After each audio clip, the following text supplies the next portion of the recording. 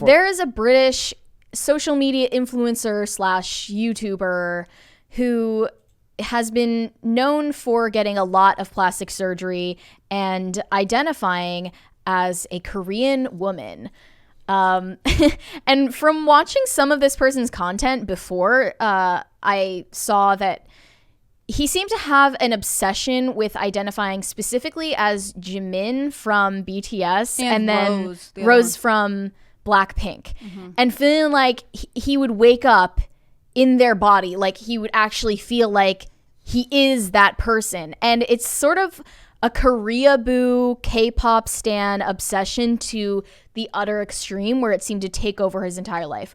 So now he announced last month that he is detransitioning from being a Korean woman to a Korean man with pronouns he, him, and core Ian. Because we are in clown world. And now, today, a month after that announcement, on Tucker Carlson, Ollie London has announced that actually he is back to identifying as a British male the way he was born. And you know, at the same time that this is actually like a very sad story, happiness to present as another race and another gender. And, you know, the hypothesis that he was trolling also doesn't seem to make much sense, because that woke crowd that he would be signaling to by making fun of people who speak out against woke culture already hates him for the transracial thing. They already think that he's racist. And in that video in October, by the way, he was wearing a hat that said "Make Koreaboos Great Again." Like, it does feel like he's being a bit of a provocateur. I don't know how self-aware he is. Maybe it's like a mix. To me. Maybe it's Tucker a mix Carlson, of both. But like, I don't know how you make it onto Tucker Carlson and troll Fox News. It's been done before. I remember Shout that out guy. BG Cumbie. Yeah. But you know, that's taking it really far, and I don't know whose side he's trying to be on, if anyone's. It sort of lends credence to the idea that a lot of these people, you know, embracing these gender identities are doing it as a sort of performance art. But like, I don't know what to make of this. I hope that it's genuine, because I hope that someone has, you know, reached a point where he understands himself better. So when he came out with his I am detransitioning video, it was October 14th, so about a month ago, about 4 weeks. He was wearing the Make Korea Great Again hat, and he had already been living theoretically, you know, as one can, as a Korean woman for 6 months. At that time, when you looked at his Twitter, so I covered this for the site, and immediately the first thing you do is watch the video, which was wild, and then you go to his Twitter. So his whole story was that he had been living in Korea, teaching English there around 2013. Plastic surgery is really big in Korea. He fell in love with K-pop and Korean culture, and has always struggled with his gender identity, and he just felt like he was called to be this. And initially it was to pursue looking like a K-pop artist, and then it kind of evolved into like, well, actually I'm female. Obviously there was like a boost to his social media. If you look at it, people followed him more when he made this announcement. It was kind of crazy. When he decided that he wasn't just, he first said that he was transracial and transgender. Yeah. And he was like, I'm not transgender. I'm definitely a man, but I'm a Korean man. He maintained at that time, that's when he launched into his, like, I have been saved. I am quoting the Bible. Right. Wokeism is bad. It came hand in hand. It's hard to see, like, if you look at his, he put a clip of the Tucker Carlson interview on his YouTube channel. We'll have an article about this. Actually, it's on our site now that I wrote about his, like, I am actually a British man, which is what he was born. Yeah, he identity. like discontinued the transracial identity afterwards the gender. I have that here. Oh, hey. So if you read the comments on the clip of his interview that he put on his YouTube channel, people are like, you are just selling out. This is just what it is. And it is hard to see, because he is going like in the paint every talking point. When you watch the interview, you know, I hope he is saying he never found real happiness when he was living as a transgender Korean woman. But now that he has been saved, he says he attends Catholic church and doing Bible study and all that kind of stuff. He now feels happy, and he feels like he was making God's image, and he's, you know, the way he's supposed to be. He's a British man. So it is interesting, and there's no getting around that this person is drawn to performative behavior, Yeah. right? Like, this person doesn't do things subtly. No one just decides they're transracial and then makes a YouTube. I mean, I think he was already on YouTube, and he has like sort of a music career, and tries to sell that without it being part of who they are. We can see that. It almost doesn't matter to me whether this is super authentic or if this is a fame grab. There are so many people who come out as like very like caricatures of the political ideology they claim to represent, because ultimately what they want is to be at the front and to have the presence on social media. What's more interesting to me is like, no one knows how to push back against this, right? Like, are we supposed to say that detransitioning is not permitted? And also, like, when he came out as transracial, no one really knew how to respond to that. Like, are you allowed to identify as a different race? People didn't like it, but people were also like, then we start saying what you can and cannot say about your identity, and that goes against some people's understanding the supposed precepts of exactly. gender acceptance Yeah. and like gender affirmation Yeah. treatments. I definitely. think he'll chase a trend, right? I don't think this is necessarily permanent. Anti-wokeness is like a trend in It's some super circles. trend. Totally. And so it is curious to me to see if he sticks with it, but more than that, it's curious for me to see if he doesn't get a lot of attention, because it starts to be like, we know that changing your gender or your race or whatever so fundamentally to pursue happiness doesn't actually lead you to happiness. This is a documented phenomenon, right? To me, it would be more interesting if this becomes one of the many. You know what I mean? Yeah, it's believable that he did go through a genuine change of heart. He went through a genuine like redemption arc of self-discovery, or at least discovery that he wants to live as a man and doesn't want irreversible surgeries done on his body. Like, he, in October, in that video he made, said that he was imminently about to go to Thailand to get multiple surgeries that would have irreversibly changed his body. And he's really happy that he decided not to go through with them. So, like, I believe that maybe he had a genuine change of heart in that way, and that he does want to live a little bit more authentically, but because he's a naturally attention-seeking person, is then using that as a new opportunity to capitalize and get more attention. And it's working, because that's also a trend. So, like, being transgender or transracial and being a Koreaboo is something you can capitalize on, but also detransitioning and talking about anti-wokeness and the flaws in the school system and woke ideology, that's also a trend that you can capitalize on. So he's just switching from one lane to the other. It was also interesting to as soon as he got on Tucker Carlson, he hit the anti-woke. Yeah, he said hit the nail right on the head, and it's almost a little suspicious. Buzzwords, right? Every single one. It was interesting to me because he's referencing school boards. He's talking about in this country. But to me, you are from England. You do not sound like you were saying nursery. You are not using terms, you know, I haven't lived in England or at least spent very much time there in a really long time. But like, school boards is an American thing. And to me, you are playing to that audience. Are you making the same rounds on British television? Are we having the same conversations in every country? I don't think so. I think he's specifically targeting an American audience, which he gets called a social media influencer, and he is, by, you know, not by a huge margin, right? Not by sheer numbers, but by influencing people on social media. Well, he's got like tens of thousands of followers. He's not like Nikita Dragon, right? Sure. Apparently, 100,000 followers is considered a micro influencer.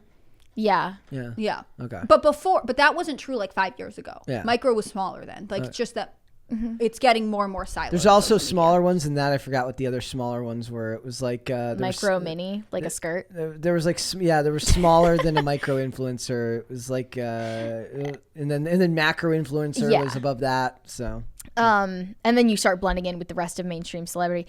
But it seems like if Ollie London is playing some elaborate game of 4D chess with this change in direction, change in messaging, and in appearance, then the joke, the troll, is not landing with the people it's supposed to land with. I'm seeing like the woke people on Twitter are talking about how Ollie London detransitioned and is now a transphobic conservative Christian. WTF is going on? Someone else said Ollie London is genuinely so concerning. I hope he gets professional help because it's clearly needed.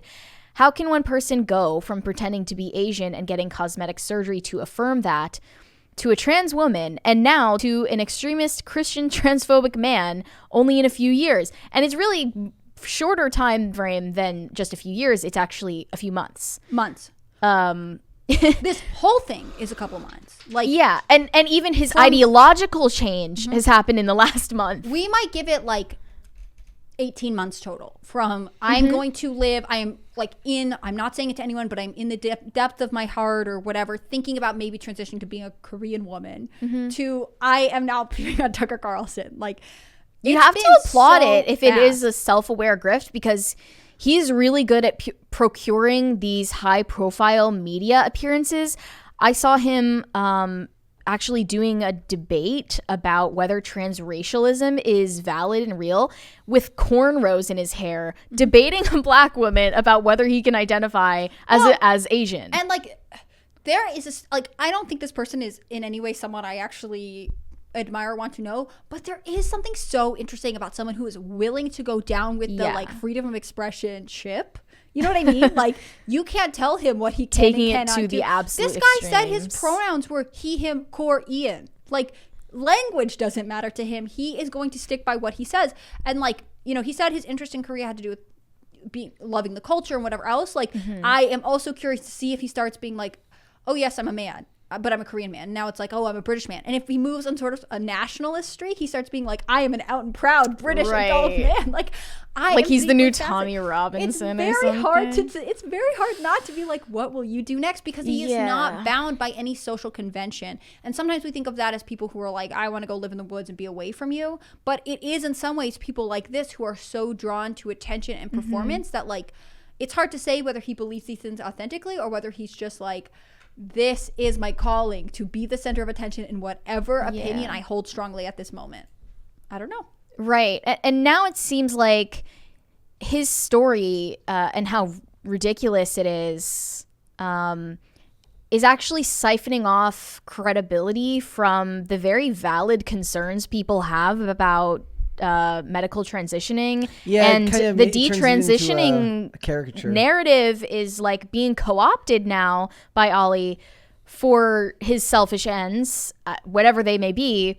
And then the people who are bringing forward their own stories that are a lot more organic are being pulled in with him as clout chasing. So I saw this tweet that said Ollie London claiming online pressure made him transition is the most insane thing he could have said. Literally everyone was saying to stop, and he's just harming the community and insulting trans people. Apparently that's us forcing him to transition. This is the king of clout chasing. Now, if anyone else were claiming that online pressure made them transition their gender, I think that's a very valid conversation to have. But because Ollie London is the one introducing it, he's taking the credibility away from something that actually needs more attention. So I don't necessarily like sympathize with him or admire him, but you know, if this is the grift, then he's doing a damn good job at it, because he is like procuring media appearance after media appearance very quickly. And it's kind of shocking how easily people are buying it. I kind of wish that it weren't that way. One of the other sides of the coins that we should talk about is that, like, when people defect from either side politically, but obviously in this side we're going to talk about it from the angle of the right, like when people defect from the left, especially in this dramatic way, because this guy has spent over $200,000 on plastic surgery. When you watch him speak, and I'm very sorry, Ollie, if you're listening, like, he looks like he has been through some stuff, right? His eyebrows are very thin. He's got a lot of Botox in his face. Like, he does not look very natural. I mean, he right? can't even move his face properly anymore. And so it's interesting because, like, very often, and again, it happens on both ideological spectrums, but conservatives are like, oh, we've got one. We've got a live one. Caught him. Willing to denounce this side. Like, they have a very symbiotic. Right. They have a symbiotic relationship where they can be like, thank goodness, like you're going to represent this cause that we know is out there, but we can't always put a face to it. Now we can put a very distinctive face to it. It happens on the left too. I mean, I think that's what happened with Liz Cheney. I know we don't want to go into politics too much, but when she was like, I'm willing to vote for Democrats, and they're like, see, even a Republican hates the Republicans. Like, yeah, Kevin Costner is like, I love Liz Cheney, and everyone's like, we don't like you, Kevin Costner. Just keep making Yellowstone and don't talk about politics. Ollie London is very publicly destroyed his reputation and his face irreversibly.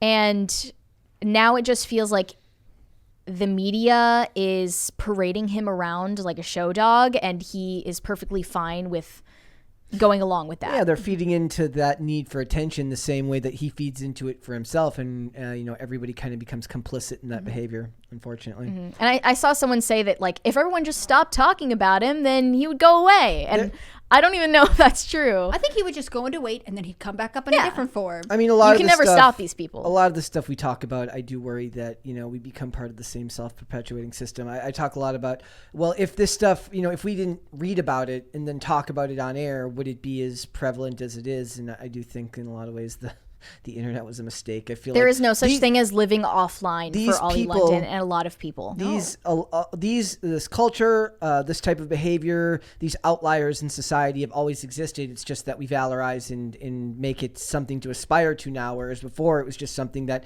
existed in society, and to me that was fine. Be whoever you want to be. But now it's become such a mainstream part of our culture that it's a short walk to madness for stuff like this. So. Boggles my mind. I think that this might sound like a joke, and but I'm totally serious. We're gonna need to see real rehab centers for social media, actual sensory deprivation facilities for people who cannot live offline, because that is the only intervention that can heal their psyche from the constant need for digital validation. There need to be rehab centers for people who are addicted to their phones. Yep. That's it. And they don't exist right now. Because when you go to rehab, you can't have your phone. You can't have the internet. That's obviously those. But then it's away. What if the drug you're addicted to is that anyway? Yeah. And what we have as a excuse for that right now are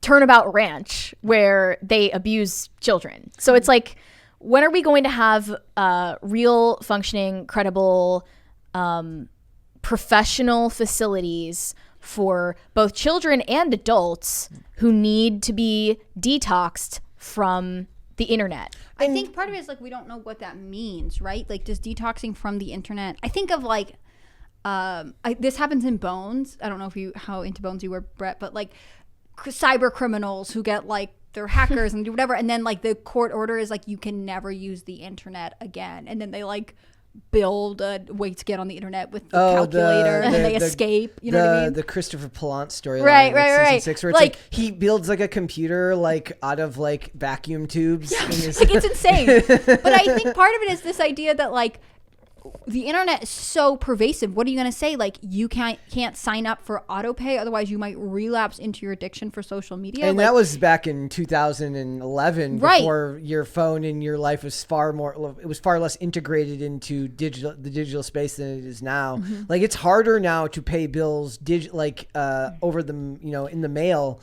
than it is they're but you want to autopay, right? I also think that we didn't for a little. Sorry, I think we weren't totally ready to point the blame on social media. I think a lot of social media companies deflect even now. They don't and want they create features to make them more user-friendly. But there was a huge wrongful death lawsuit in the UK recently where and there's one in California, there are two in the UK that I can think of, one involving a 16-year-old girl and one involving a 12-year-old boy. Another one involves a 19-year-old woman who I think is still alive in California, where the parents or loved ones are suing Instagram, Snapchat, various social media companies because they're saying the way that your algorithm works, the platforms are addictive and they drive the user towards content that is harmful. So the girl in California developed a very serious eating disorder, and the boy in the UK was given pro-suicide content, and then he killed himself. He's 12. So I don't know if I can say that on YouTube. those lawsuits are in court now, and the way that these legal precedents, what standard they set, will navigate what kind of services we offer to people. Because right now, if you said like Ollie London is addicted to social media and he will do anything to stay relevant on it, it would be very hard to like prescribe a treatment for that, right? Because we don't even totally know what addiction is. I think you're totally right. We should embrace the fact that that's real, but there aren't resources developed in parallel to this, because we believe social media and the internet were just these cool things. Getting court ordered off of the internet or like legislation against big tech aside, those are like really big projects. I just think that there needs to be help available, like real help available to those who seek it out, if they do. Yeah. Thanks for watching this clip, guys. If you want to see full episodes or follow us on social media, links are in the description below. Bye. Bye.